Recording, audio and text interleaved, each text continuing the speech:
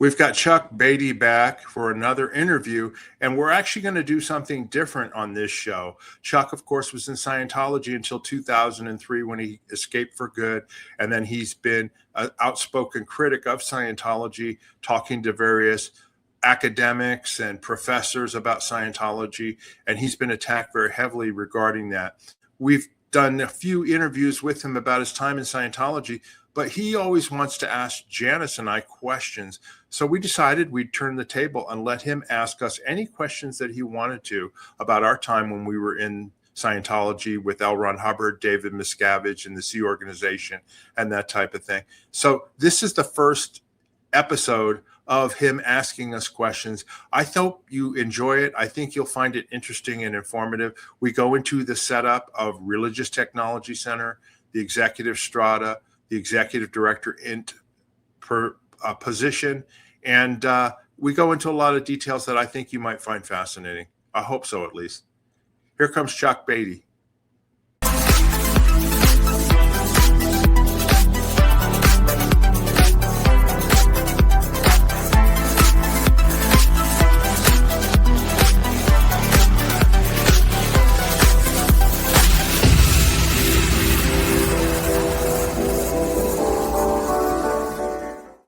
Hello again, everybody. Welcome to our channel, Scientology Peeling the Onion. My name is Mark Fisher. I'm here with my co-host, Janis Gillham Grady. Hello, Janis. How you doing today? G'day, Mark. I'm good. G'day, everyone, and welcome to tuning in to watch another great episode of Peeling the Onion. That's right. We've been on a roll here with interviews with lots of different people, and we have a returning guest, Chuck Beatty, who we've known for many years, and he was at the Int Base. He was in Clearwater, and we've done a few interviews with him on our show. He also has been an outspoken critic of Scientology since he left the Sea Organization and Scientology in the early 2000s. And he has lots of questions and lots of knowledge and things of historical perspective. And we're going to let him ask us questions on this show because he always wants to ask us questions. So we thought it'd be fun to turn it around, and rather than asking him questions all the time, let him ask us whatever questions he wants. Yeah. And then we'll answer them and and it'll be kind of a historical journey down memory lane. Okay, so without further ado, let's bring on Chuck Beatty. Chuck, how you doing today? I'm doing good, Mark. Thanks. Hey, Chuck. Yeah, we're excited about the show. We wanted to be able to let you ask. You've been wanting to ask us questions about management and different things, and about L. Ron Hubbard and Miscavige and all that. So we're going to turn the show over to you to ask your questions, and we'll answer them as best we can. How's that sound? That sounds good. Hit us with your first question. Okay, so my first question is to each of you, and let's just go with, what was your highest position in the movement translated into normal language? Explain what your statistics were, what your major statistic was, and what your minor statistics were, if you could remember them. Okay, Janis, you want to go first? My highest position, well, as a senior messenger with Hubbard, that would be higher than when I was Deputy Watchdog Committee Chairman, or when I was the Chief Officer of CMO. So it really depends on the time period and the functions of a messenger at that time. But management-wise, my highest position was Deputy Watchdog Committee Chairman. And messenger-wise, I was a senior messenger, and you couldn't get higher than that. What were your stats now for your highest position? Then what was the watch messenger stats? Did you have a major one and a minor one, and what were they? Well, the messenger ones were just pretty much message runs. We'd keep track of that, of how many messages we ran. And, Liberty was every 2 weeks, and you take 2 days off or 1 day off, your stats, of course, are down on that week. So then you're back for a full week and your stats are back up, and so you qualify for Liberty.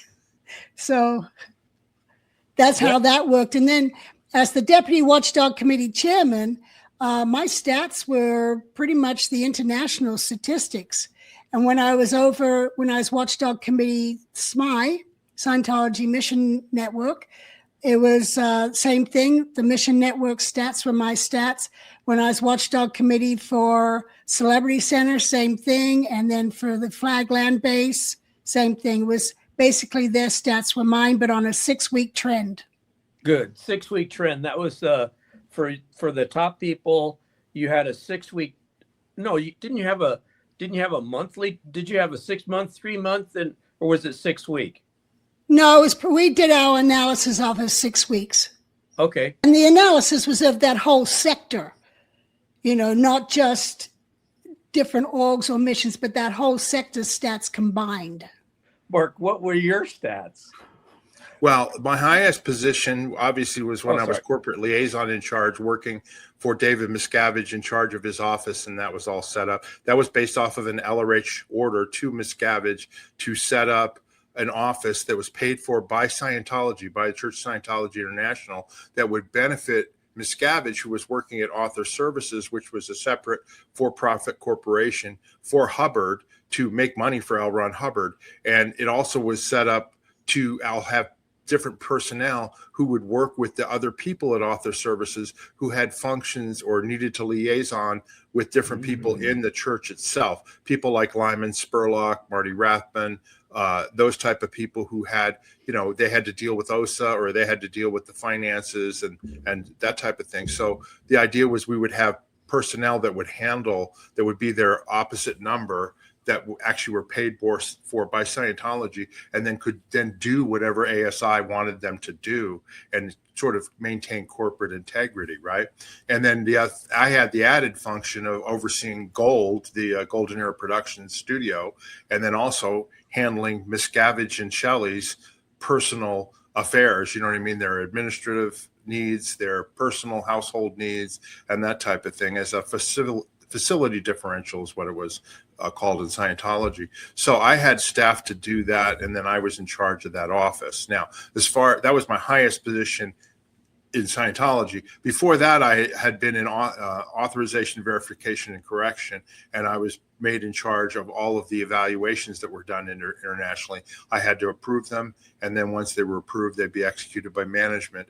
And so that was my previous highest position. As far as my stat, I don't remember. I did the org board for RTC, the Religious Technology Center, when Miscavige took it over and kicked out Vicky Asnaran and Jesse Prince.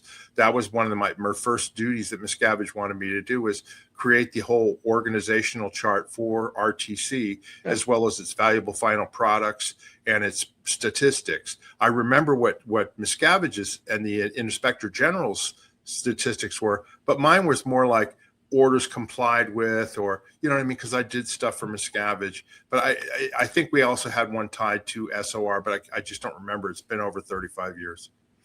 Okay, as an underling guy down the ranks, I always looked up to the top people, and you guys qualify. In my mind, Janis, I think you embodied the intention of LRH's management intentions better than anyone. And then Mark, you're like a perfect person to work with Miscavige in a sense. You're too big for him to beat up. You're like 2 times his size. So yeah, like, well, he did. He tried, but I know that was horrible. In fact, that's such a historical incident. You both have tied to both of you such important historical incidents, and you've gone over that so many times. So how did certain people get away with this? Like, how did Miscavige, when you get up to the top, you get sort of like untouchable. Like, here's a quick question for you, Janis. What was LRH's stat?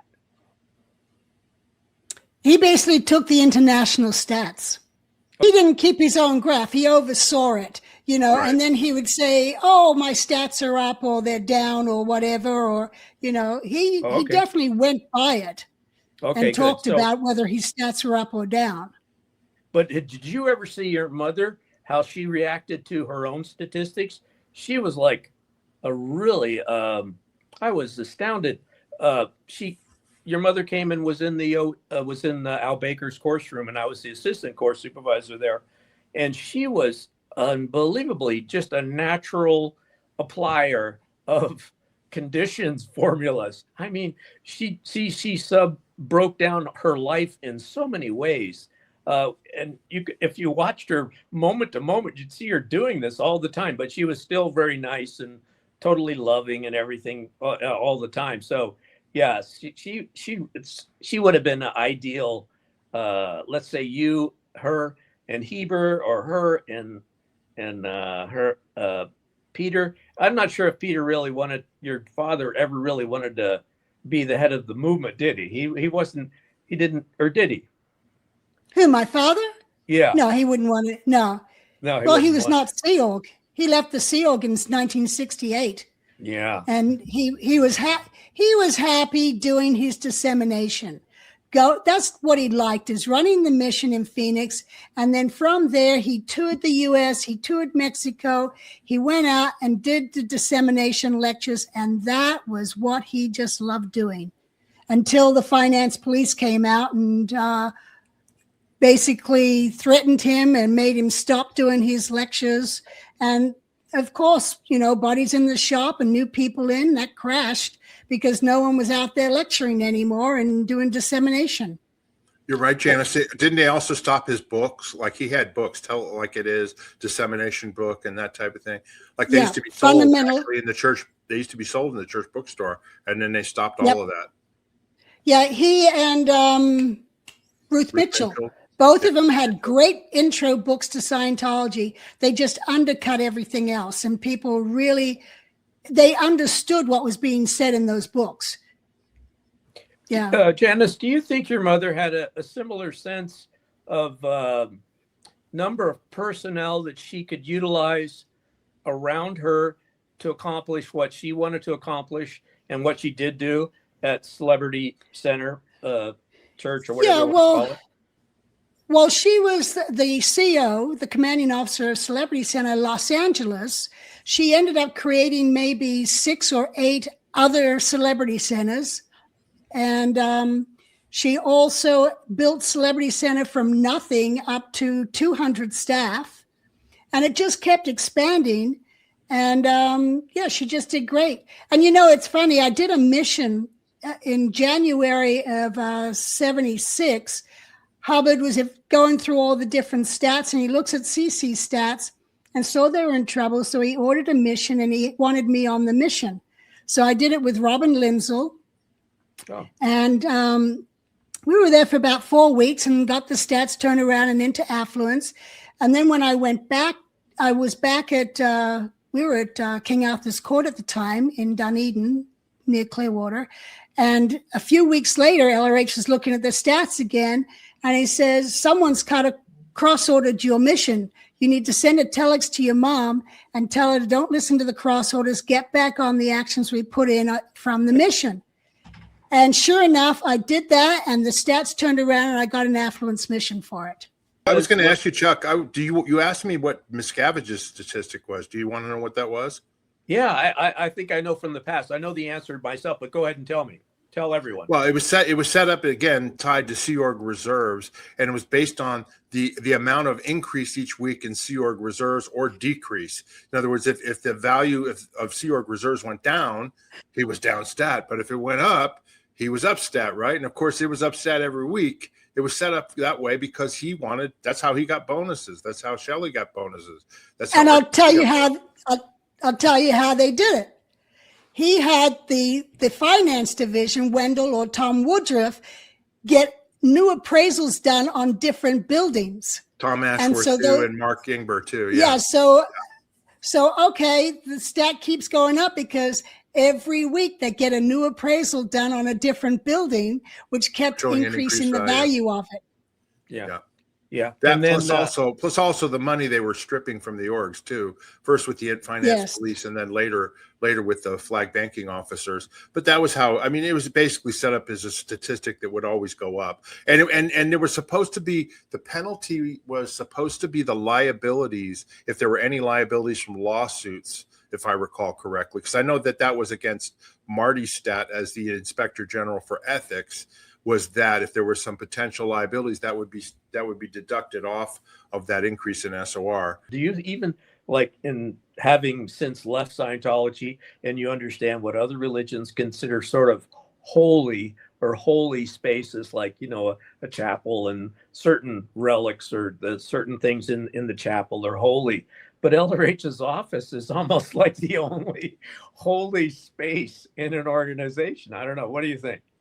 Well, I'll answer briefly, then I'll throw it to Janis because she would know as well. I mean, at the Gold Base, there were office spaces that were already space planned for him. There was Bonneview, of course, which was the house that he was supposed to live in, right? But then in the upper villa, he had an office there in the upper villa, and that's where the communication center was, and that's where his film and equipment with Ted Horner, that was all located in that upper villa. But then there also was an office down by the Cine Gym, you know, the movie studio office, and that was decorated sort of like Hollywood type thing. And then down in the senior RAV, which is the LRH audio visual space, there was an office for him there next to a recording studio, and also a space for him in the regular big music studio that was set up. And there were offices all over the property that were set up for him once the all clear was done, so that he could come back and go right to work, and he would have a space in each one.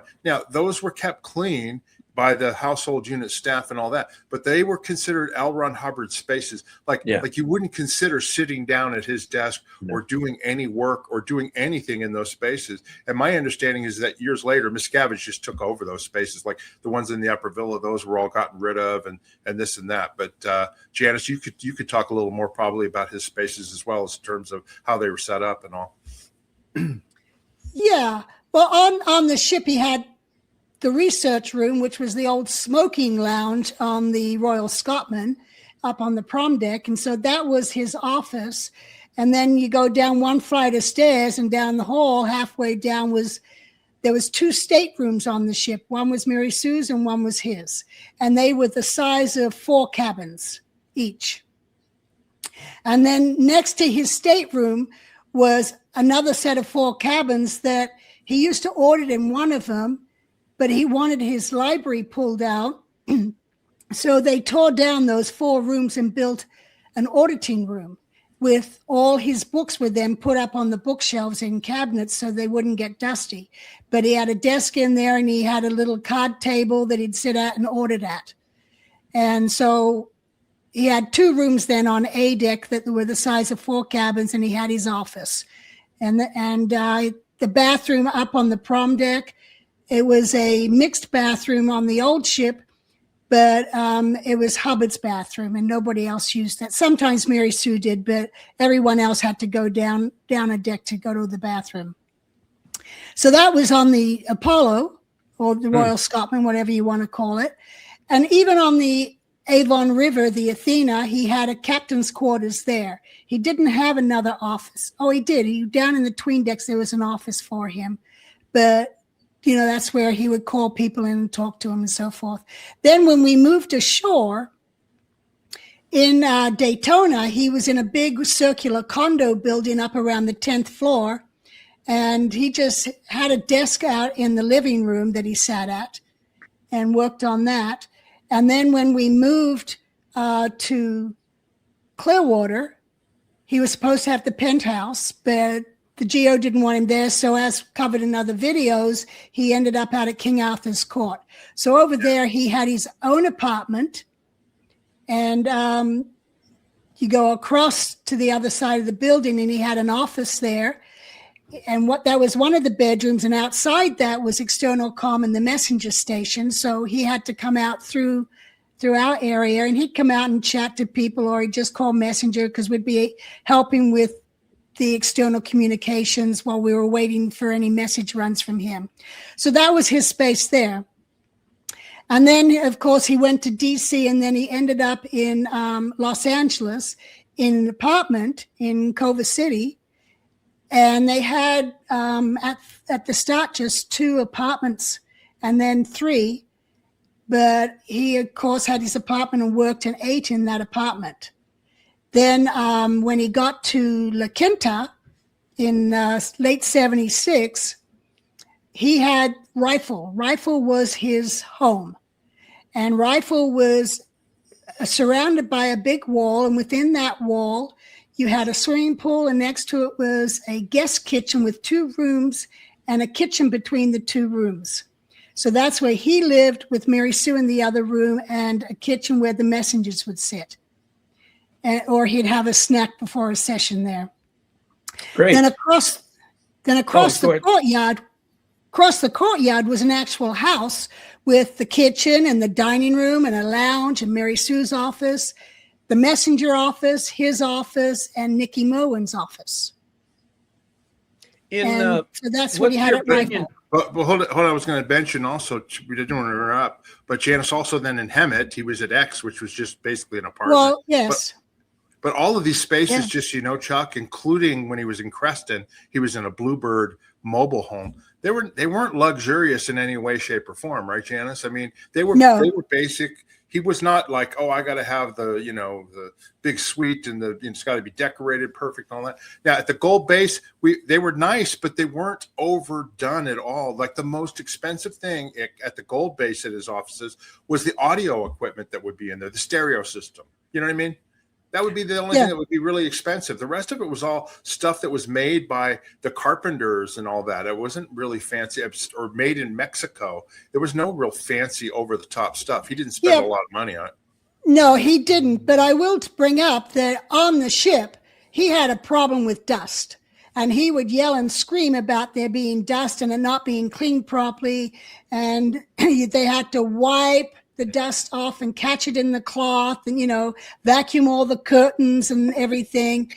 And then he also had a problem with his laundry and he'd put on a shirt and he'd start yelling and screaming about the rose perfume in his shirt. And the stewards would get bypassed by the messengers and would be down at the bathtub on A deck, and we'd be rinsing all these shirts out, to order to calm him down. And this continued when he was around people. But the interesting thing is when he was in D.C., he never complained once about the dust. They maybe dusted once a week, not daily. He never complained about his laundry. When he was in New York with Jim Din, he commented to Jim Din, maybe we need to wash those pants. They're going to be standing on their own soon, Yeah. So I kind of am trying to answer for myself some of the comparisons that the quote unquote new religious academics try to see in Hubbard, and anybody who's like using the words that Scientology and LRH used, it brings up in the outsiders' minds these concepts like, was he the holy man, the guru? It from your books kind of blow that away, Janis. But I still wanted to ask you about specifically. Well, he had allergies, and Kimmy used to give him a monthly allergy shot. Oh yeah, and we got that. You knew the shot was wearing off when he'd start getting mad about the environment. Oh, great.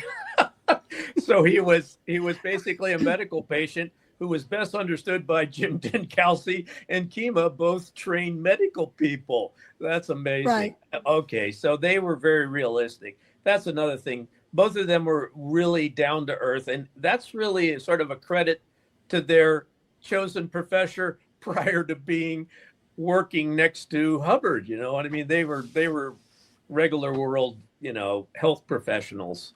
There were all those stories, Janis, about all the people going on the ship, and everybody asked them, when was the first moment you had with LRH? And and guys talking about, oh yeah, my mouth was wide open, and LRH said, shut your mouth, or stuff like that, because people would overreact to LRH first time. You brought up something that I want to point out about being God, people thinking he's a god or whatever. Okay. When the people came on the ship, the quartermasters had to let the messengers know who just arrived on board.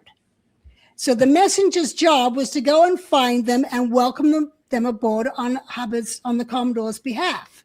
So people were like, oh, wow, he knows I'm aboard. Well, Hubbard might have been sleeping when we did that, but they're like impressed that as soon as I came aboard, he knew I was aboard. And then when we're walking around the deck on the prom deck, if someone's coming along that he doesn't know, we knew everybody, and we made it our job to know who everybody was on board. So as he's walking down the deck and there's a new recruit or a student walking down the deck, we tell Hubbard who it is that's coming towards him. And so he'd be walking, oh, hello, Susie, welcome aboard. And they're like, wow, he even knows my name, you know. It's kind of like for good public relations, but it also for his public relations and good PR. Oh, okay. I mean, obviously, he wanted to impress these people, and it did, you know. Yeah. Well, Chuck, it's like, what are you going to do? Call them darling like my mother did to everybody? When my mother came aboard, people were like, oh, Yvonne, and running up and hugging her. And she's like, oh, hello, darling, you know, and give them a hug back. And then we're walking off, and I go, you don't remember their name, do you? And she goes, is it that obvious? Yeah. Because she was terrible with names. When I looked up to the jobs that I wanted to do as high as I thought I could be reasonably helpful in the upper ranks of the church, you know, I can see the conflict there. You want your top people to be really so good that they can even do the lower jobs. So therefore, I never considered myself to be that good. So I never thought of ever being an executive strata member, but I thought of being a helper to one of the executive strata members, because I could do research all day long, nonstop. You know, if you want me to go do research for 16 hours a day, I'll go do it, you know, on any particular issue. And then I've realized, since growing older now, and we've moved into this modern world with artificial intelligence, if the computer branch of Scientology did what LRH ordered it to do, and with all of the breakthroughs with artificial intelligence just in the last 5 years, INCOM, computer branch Scientology, ought to just make a machine that does this all perfectly, and then they would have a better think tank than any human being if they did it right. And I'm pretty sure they could probably master that in the next 5 or 10 or 15 years. They could basically take all of LRH's writings, pump them into a computer, put these large language model databases onto it, and so you could ask these complex questions of the artificial intelligence, which is just loaded with the LRH policy and writings and everything like that, come up with solutions. So I've gone the next couple steps in thought and thinking, well, maybe you could do away with the think tank and quite a bit of management. And I wanted to get back to AVC, because AVC kind of like was this, I thought, like almost like the AI Spock brain of Scientology, the one who overseed all of the orders that would be issued to the field, all of the programs, you know, like all of the communication that was sent out, so as not to violate policy, like all the managers sending out their dispatches out to the people and so forth. And then my question to you was, Janis, you define the position and then list off a couple of the highlight best AVC people you ever can remember. Yeah, I was just trying to think, what was the C? Authorization, verification. Correction. Remember Ingeborg Correction. Steinberg? Correction. Ingeborg, Yeah. Which Janis, it was first called AVU, Authorization That's right, unit, but then he added the C for correction, because That's then right. the idea was that if there were mistakes made, you would issue cramming orders for the person to get corrected. That's right. Yeah, so AVC was set up to take the job from Hubbard of authorizing everything. Yeah. And that took a lot away from him and allowed him to work on music with the musicians and different things like that. But I always thought the best one was Hannah. Hannah Eltringham. Yeah. Oh my goodness. Yeah. Okay.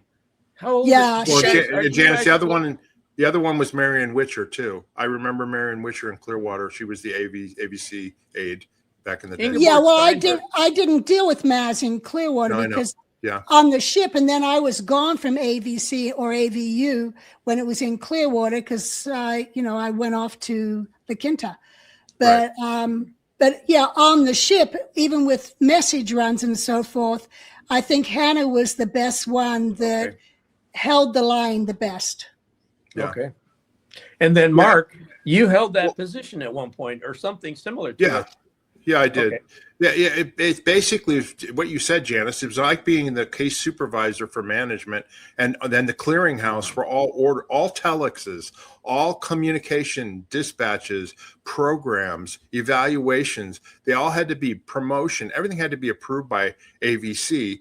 And so there would be like the overall AVC aide, the top person, and then there'd be somebody in charge of telex authorization, somebody in charge of program authorization, and this and that. So it was a whole unit, and it was a lot of responsibility. But you had to have smart, intelligent people to do those positions, and they had to be trained on admin. They had to be, OEC, FEBC. I was DSCC. I was all three, and I took to the data series like a fish to water when I did it. I remember in the ITO, the International Training Org, Chuck, when you were there, Greg Wilhare was the CO, and they decided to put all the management onto the data series evaluators course. And so I did it during my study time, and I got through it, and it was a piece of cake for me. And a lot of people were having a hard time with it. So I eventually became an evaluator. And from there, my evaluations had to be submitted to Watchdog Committee, which we didn't know who that was or where they were. I mean, we were in Clearwater, and that was at wherever you guys were, Janis. And there would be a WDC A, B, C, D, E. And I remember the evaluation one was WDC E, And so the evaluations would go and they'd get approved or rejected and that type of thing. And I eventually was able to get my evaluations approved. And then I don't even know if Hubbard was on the line then. I don't think so. But then eventually it was decided that, we should train Mark Fisher. So I was brought to the Gold Base for the first time, and I did some training there. And then I was sent back to Clearwater. And that's when I was made in charge of all of that.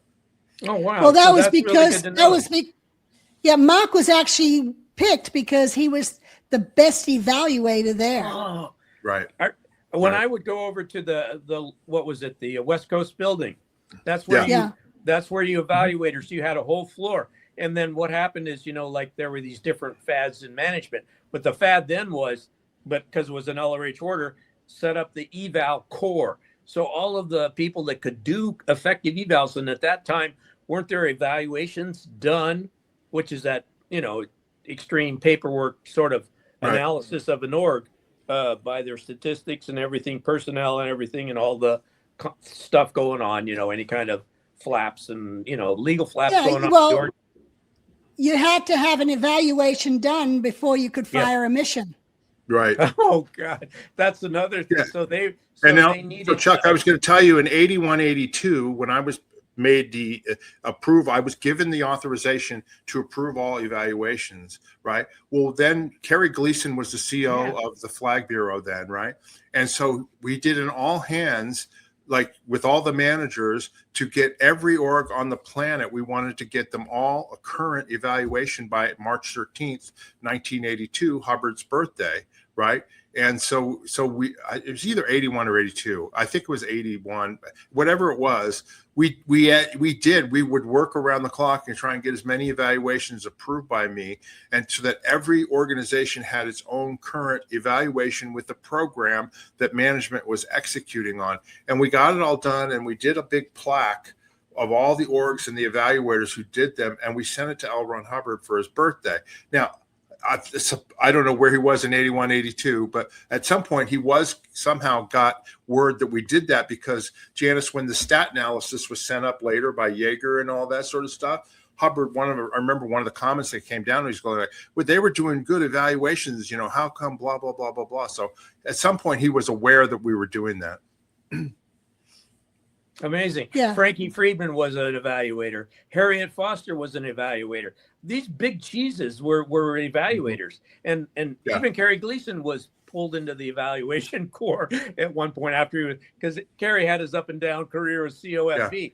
You found out who the top evaluators were, and some of them were the old Apollo vets who could think as simply as LRH did, because LRH was, in my opinion, was a lot simpler in his thinking when he did an eval. And then there's some of the people that did those evals were, I think Harriet Foster, was a darn good evaluator, or was she? Yeah. I mean, I thought she was. I was going to tell you a story here on why I feel it was important to have AVC approving, doing the verification of evals. Here's a perfect example. When I was Watchdog Committee SMI, no matter who I turned SMI over to, the date coincidence on stats falling was always I'd turn it over to someone else, because I was always holding it from a job above. So now when I was in trouble and no one knew what to do with me because I didn't have a post when I came back from the Free Winds covering for Milt Wolf. So I just went and worked on the decks. Anyway, an eval was being done because once again, SMI stats were going down. That's the mission network. So Pablo was WDC SMI. That's who I had turned it over to. Pablo and Lovato? Pablo Lovato? Yes. Yeah. Yes. So he comes and finds me out on the decks and said, AVC wants you to sign off that this is true. And I look at it, and he has written up saying that I ran SMI on a stat push, and that I had SMI calling the missions and pushing them, and and that's why it was in this false affluence and the stats went down. And I looked at that and I refused to sign. I said, I'm not your scapegoat.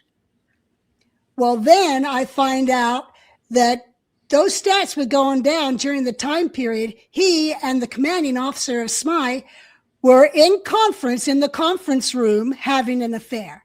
On the authorization verification, correct, let me add one more thing.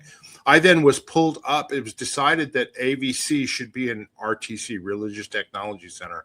So I was brought up by Vicky Asnaran in late 82, summer of 82, and there was decided to have an AVC int to authorize all the stuff that was done by WDC and Watchdog or Exec Strata or whatever. And then there would be one in Clearwater. So I was brought up to the one up at INT. And that's how I brought up people like Tom Provenzano, Kathy Andreka, Norm Newton, all these people that came up, and they were part of the AVC unit at INT. And then, of course, I went to the RPF, which is a whole nother story. And then I came back, was back in AVC, and then I became Miscavige's. Vicky recommended me for the corporate liaison in charge, and that's how I became that. But that's how that all happened. And then eventually, after I was off that post, Norm Newton was AVC aide for a long time. And then Mariette Lindstein, I heard after we left, she was really smart, and she was over AVC for quite a long time after Janis and I left the Sea Org. That's all. I just wanted to mention that. Okay, Janis, I have a question for you, and then Mark, if you remember this. Having any part to this, I think you were kind of with Miscavige, Mark, though. So your history kind of diverges slightly from Janis, because Janis, you were CMO and you had to sort of babysit and monitor Exec Strata all the time. My question is, Exec Strata, I don't think people really get how much LRH really wanted Exec Strata. And do you agree or not on what I just said? Absolutely. I mean, LRH laid out the corporate sort out, and he had given instructions to David Miscavige as special project ops and as the action chief and CMO to do and execute the corporate sort out through missions. And so there was various missions fired, and that was to put in the Exec Strata. And so the Exec Strata consisted not of executives who were over divisions, but they were over like books, and points of quality. Business, he called them. Yeah, points of business. That's right. So like the church, we're a religion. Get those points of business going. Yeah. So certain executives who specialized in those areas were then put over, and they were responsible on an international level under the executive director, who was supposed to take, that's Gillham, who's supposed to take over the function Hubbard. Yeah, the functions that Hubbard did as executive director of Worldwide. So that's what their job was. And the buck was supposed to stop with them. It wasn't supposed to go up to Watchdog Committee. It stopped at the executive strata level. Do you think LRH would be disappointed if he came back right now and he said, okay, where's my Watchdog Committee and where's my exec strata? You know what? I think DM would be on the RPFs for what he has done with the destruction of all the management that Hubbard had instructed to be done. Right. You know, how it was to be set up. It's not done. He's gotten rid of it. He's the king of the castle. There was supposed to be no king of the castle. Do you remember the 20-year advice study, 20-year study or 25-year study that was to be their job? Yes, yes. part Each of of their the executives had, yes, they had to study what had happened over 20 years. Meaning the past 20 years of Hubbard. And also the other thing I was going to mention too, the different people in the exec strata, like the executive over books or over delivery or whatever, they were supposed to do strategic planning for their area. So in other words, that's they're supposed to be the think big people, not the minutia management people. That they were the think tank. They were the think tank to go like, hey, books, we should do a dynamic campaign in every country in all these languages and think big, right? And then come up with plans that then could be executed by management or whoever somewhere in the church to get those things done. And that was all part of Hubbard's hat as executive director. But they didn't do that. Miscavige, he usurped all that hat. He's usurped all that power. You know what I mean? He wouldn't let them do their jobs. Here's the problem, Chuck.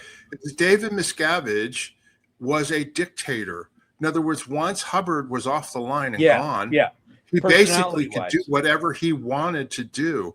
And he, even when Hubbard was alive, he constantly created what was called danger situations because he would not let executives and people do their jobs. We called it wearing their hat, because he would constantly just walk into their area and take things over and issue orders and this and that. And then everything had to be approved by him, down to the light bulbs used in the renovation or to whatever, the minutia of this stuff. So, and then he would always go like, I'm wearing all these jobs, all these hats. Look at how overworked I am. And you guys, and then he would go crazy on the people down below, but he would never give them a chance to just do it. No. You know, that's what Hubbard wanted. He wanted an executive director international, an exec strata, a WDC. And then he went off. He was hiding in Creston and writing Battlefield Earth and doing all these things and letting them go, you know. And then when he came back on the lines, he was happy with some things he wasn't. But you know, he let the people take over. But Miscavige took over the whole thing, and that's how it basically drove it into the ground, you know. When you're on LRH's lines like you guys, or you're on DM's lines all the time, guess what?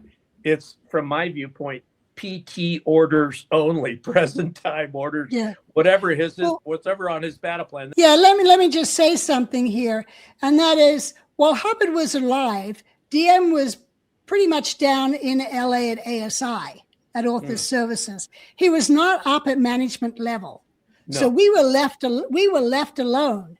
And Yeager used to go down once a week and meet with Norman and Terry and Dave and so forth, but Yeager ran CMO Int and coordinated with ED Int. And it was peaceful and we did good. And then 86, Hubbard passes away and things are still going fine until 87 is when Vicky gets on a roll about Yeager. And that's when DM came in and took over RTC and got rid of Vicky. And that's when he moved up to Int and started getting involved in everything, where we were happy with him down in LA. He left us alone. Good. But and so when he took over from Pat and Annie, we all saw that was the right thing to do, because Pat and Annie were sitting up at Creston just taking care of animals and still living off the church and sending orders in without really knowing what's going on, because they were listening to Vicky. Right. And they try and cut in, and the stats broke and started going down. And where if we'd been left alone, it would still be left. I'd still be there probably. I enjoyed working under Mark Yeager, and we were great. We had great stats going, and it was peaceful. And Yeager was always, you're not getting off your post. I'm going to keep you on that job. And he would then send you to cramming or get you audited or whatever. But he made sure he wasn't into changing people's jobs where This is DM was. Here's an important point, though, in this scenario, Chuck and Janis, is that Miscavige decided he's taking over Religious Technology Center, and that's going to be the center of power because they hold the trademarks, right? Yeah. So he decided when he came up there was to reorganize and pull up Mark Yeager to RTC, pull up Ray Midoff, who was the senior CS International, to RTC, pull up Marty Rathbun as his henchman over OSA and ethics, right? Pull up Greg Wilhare from Author Services. And then he created his position of chairman of the board of Religious Technology Center. There is no chairman of the board in any Scientology organization board. There was at Author Services. So he created that. And I did the org board based off of what he wanted in terms of how he wanted it set up, because then you would have Mark Yeager over administration, Ray Midoff over technology, and Marty Rathbun over ethics or external affairs, right? So he could then control all of that over and above WDC and over and above the exec strata, and he basically pulled all the power up to RTC, which was not the intention. All right, everybody, we appreciate you, Chuck, asking these questions. It gets Janis and my mind going so that we can, blurt out all this information that we've had for all these years, but I hope it's helpful to the people that are watching the show and also to you, Chuck. We want to thank you for being here. I need to mention that our sponsor is Outback Natural, complete liquid multivitamins. Ditch the pills, drink the power. It's basically liquid vitamins. It's peach flavored. Once you open it, you put it in the refrigerator, shake it up. You take a shot glass or 2 tablespoons daily, and you've got all your daily vitamins in a liquid form that's easy to take. You don't have to take a handful of pills. And it's really great. It's really great for your energy. I know, Chuck, we mentioned last time you started using it as well. Have you got any feedback for us yet? I just use it every day like you are supposed to per the instructions on it. So I take it to wash down the other pills I have to take. Because we all have to take other pills too. But yeah, for the vitamins though, it's an easy way to do it. Anyway, you can get it. Go down below into the description. There's a link to our merchandise store where you can order the complete liquid multivitamins, or you can go to Vites.com right there. You see on the screen, or scan that QR code, and that will take you to Vites.com. And you ship it anywhere in the United States, right, Janis? Yes, we do. Yep. Yeah. And so if you're looking for some new vitality and lots of vitamins that are going to help you live longer and feel great, go to Vites.com or our merchandise store and order the complete liquid multivitamins. Yeah, okay? That saves you choking on pills. Exactly. Ditch the pills, drink the power. Right. The other thing I wanted to mention to everybody is please subscribe to our channel if you haven't already. Hit that, rock slam that like button that Janis likes to say, and also hit that notification button so that way you know when our next videos are out. And we really appreciate the support from everybody. If you have any questions or comments about what we talked about or anything that you'd like to ask us, go down in the comment section. Questions, we answer them. Chuck is in there. He answers a lot of questions and comments that people make. So please, we appreciate the feedback. Also, if you want to buy us a coffee, which means support the channel, you're not actually buying us coffee, as Janis mentioned in our last video, but it's just a way to support. It's just a cute way to support the channel. There are some minor expenses to putting on these shows, and that basically offsets it. So please go down into the video description below, click on that Buy Me a Coffee link, and it's real easy to follow. I want to thank everybody for that. All right, Chuck and Janis, have you got anything else you want to say before we end off, Chuck? Yeah, thank you guys. I mean, especially you, Mark, and for and Janis. Don't leave Janis. No, I'll get to her in a second. But you and Amy and who was it? Jeff Hawkins and oh gosh, who was the what's the security guards? Jackson. When you coalesced in the mid part of 2000s, that I could see was going to change, just sort of burst the history out, just get the history out. Because you know, it's so wrong for a group to hold on to its history, and then the members aren't even allowed to know their history. So this gets the history out. So if anybody, I mean, I'm not a Scientologist anymore. I don't recommend it. But if anybody's going to be a part of it, it's good to at least have its history told by the people who firsthand were there. So immense gratitude for you, Mark, being like one of the most solid recent anchors. And then Janis, of course, because you embody the mind kind of Hubbard, but from a realistic viewpoint. I mean, what better?